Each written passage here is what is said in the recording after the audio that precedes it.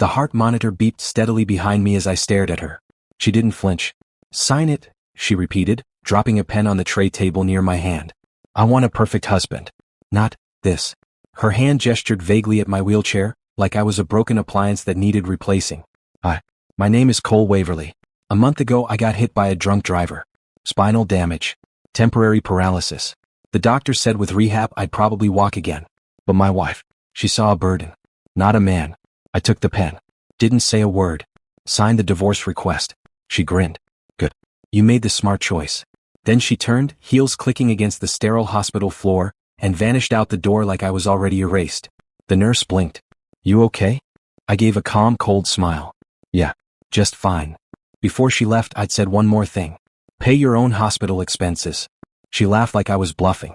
But she doesn't know one thing. She never checked who the insurance was under. And she definitely didn't look closely at the name I signed on that divorce form. It wasn't Cole Waverly. The name I signed? Nathaniel Cole. My legal alias. A name I've only used on certain contracts. And the holding company I created years ago, the one that owns the house, the vehicles, and yes, even the health insurance policy she's been riding on for 5 years. She never asked. She never cared. My full legal name, Cole Nathaniel Waverly, was something she only heard once, on our wedding day, before she insisted I shorten it for simplicity. That Cole sounded more masculine, more marketable. I didn't fight her then. I don't fight small things. I build around them. Quietly. Methodically. And now, sitting in this ICU bed, I realize she never once asked about the financial paperwork. About the LLC name on our shared assets. Or who handled the premiums. She just smiled, took the credit cards, planned her Pilates retreats, and left the back end to me. Until she found something shinier. Healthier. Better. Now she thinks she's free. She thinks she dumped the baggage before it started to rot. But the insurance cancellation notice? That'll hit her inbox at midnight. And the house key. It stops working in 2 days. She moved fast. 2 days after the divorce papers, she was posting smiling selfies at a rooftop bar, tagging some guy named Bryce in captions that said things like, "Finally free Dizzy," and "Fresh starts only." I recognized him. The physical therapist. He used to come to our house for her mom's recovery sessions. Guess I wasn't the only one getting treated. I didn't react. Just watched. Meanwhile, the systems I'd quietly built, with her name nowhere near them, started shifting. The luxury SUV? Leased under my alias. Returned. Her gym membership? Cancelled. Credit card denied. She tried calling me that evening, voice venom sweet. "There's something wrong with the car. And, did the internet get shut off?" I sipped my tea. "Might want to check the name on the account." Click. Her real panic began the next morning, when the hotel receptionist told her the suite reservation was void, the card on file declined, and no replacement. She was standing there in full designer gear with nowhere to sleep. I was watching the security footage. Because what she also didn't know, the entire building was under Waverly Holdings LLC. And I owned every square inch. 2 weeks passed. She didn't hear from me. The silence, it started to bother her. I heard from a friend that she had shown up at my old apartment unannounced. Stood outside honking like she used to. No one came to the door. She left. The next day she was served papers at her gym. A quiet, unexpected delivery from Waverly Holdings. She opened the envelope, expecting bills. It was a foreclosure notice. Her gifted condo had defaulted. The account behind it had been slowly drained, legally, by the real owner, me. That night I got a voicemail. "Hi, it's me. I think there's been some sort of mistake. Call me." There wasn't. By then I'd already flown to Seattle.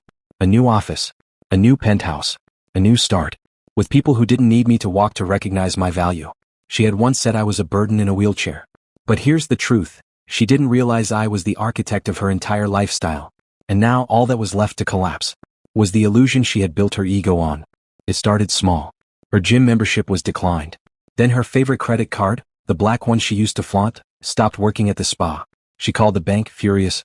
They told her the co-owner on the accounts had pulled out all funds. She said, there must be a mistake. But there wasn't. I'd legally removed myself from everything, and everything was legally mine to begin with. She was living in a house she never paid for, driving a car she didn't own, and spending money she thought would never run out. But the trust fund? I had transferred it. To the real name on the original hospital file. Mine. She still hadn't realized who had been paying for her mother's private care home, or her sister's grad school tuition. She thought her charm was currency. She never saw the ledger. One morning she posted a desperate story.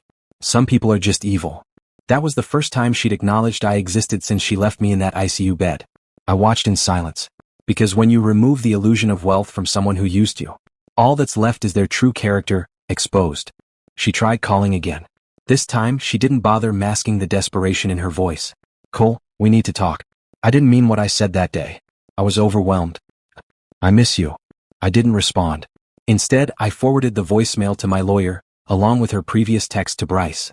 He finally signed. I'm free. Let's celebrate, baby. She hadn't realized that while I was lying in that hospital bed, quietly nodding along, I was also recording everything. She hadn't realized I had power of attorney over the medical bills she thought were magically disappearing.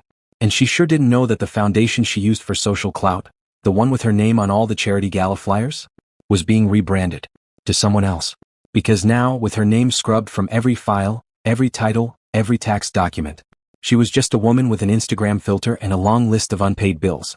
I'd been a ghost to her, quiet, passive, easy to discard. Now I was the shadow she couldn't shake. And the world she thought she ruled wasn't hers anymore. The final blow came on a rainy Tuesday. She walked into the boutique law firm she used for her socialite divorce, the one she bragged about having on speed dial. The receptionist looked up, recognized her name, and gave a tight smile. Mr. Waverly requested we hand this to you personally. Inside the folder was a single sheet of paper, a cease and desist for unauthorized use of the Waverly Foundation's name and assets. She flipped the page over. At the bottom was my signature, but this time spelled out fully. Cole Nathaniel Waverly. Majority shareholder, sole trustee, and final decision maker. She tried to protest. Wait, he left all that when he signed. The lawyer stepped out of his office, already shaking his head. Your ex-husband didn't leave anything. You just never saw what he built. That night she finally called one last time. No anger. No excuses. Just a single line. Why didn't you tell me who you really were? I stared at the screen. Because you never asked, I thought. You just assumed I was furniture. A thing. And I don't explain myself to people who only see the chair, not the man in it. I wheeled myself into the press conference, dressed in a tailored suit, no trace of pity or pain in my voice. Flashes popped as I approached the podium. Reporters leaned in. Behind me, the new billboard lit up, not of our company, but of the foundation I launched in my late father-in-law's name. The crowd murmured. My name, I began calmly, is Cole Nathaniel Waverly. A screen dropped behind me, revealing documents, filings, silent partnerships, and donation records. Every dollar she'd ever spent had been traced to me. Every apartment. Every car. Even the hospital. Today I resign from the board.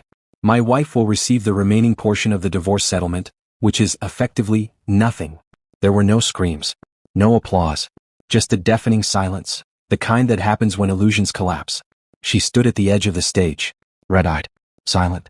Not from guilt, but from the sudden, irreversible realization. She never knew who I was. And now she never would. Because some men don't need to shout to be heard. We just wait. We just build. And when the time is right, we leave without saying a word.